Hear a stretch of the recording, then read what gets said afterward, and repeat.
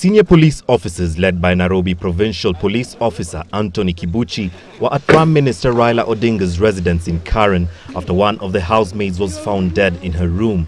According to Odinga's wife, Ida, the 45-year-old maid had lit a charcoal stove to keep herself warm before she retired to bed Monday night.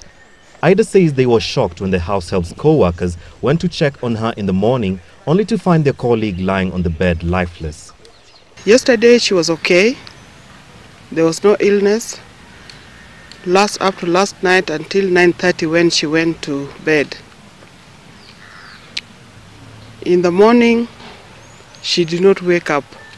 The deceased has worked as a cleaner for the Prime Minister since 2007. Meanwhile, power has been restored in Mombasa County after hours of darkness following an early morning fire that broke out at the Kipevu substation.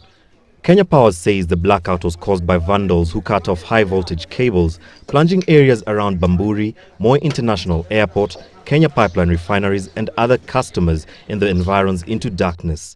Kenya Power had to use alternative power lines to restore power supply to these areas. In Nairobi County, Kamukunji constituency residents will finally choose their Member of Parliament in 2 weeks' time. The Interim Independent Electoral Commission set the 18th of August as the by-election date after the Court of Appeal lifted a suspension earlier imposed on the exercise by the High Court. The Appellate Court made the ruling, noting that though the IEC had violated the rights of one of the aspirants, the constituency could no longer go without representation in Parliament. The by-election was to be held in May, but was suspended following a suit filed by one of the aspirants, Paul Waweru, on grounds that the Electoral Commission had denied him rights to vie for the position. And finally, David Kamau Karaoke, the suspect who was charged with selling 600 stems of opium poppy, which is used to produce heroin among other uses, has pleaded not guilty to the offense.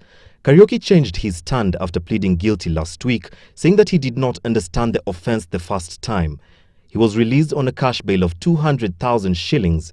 The case will be heard next month. Karaoke was arrested last week after anti-narcotics police officers discovered the opium poppy farm in Jabini, Kinangop. Frank Mutulu, Citizen, live at 9.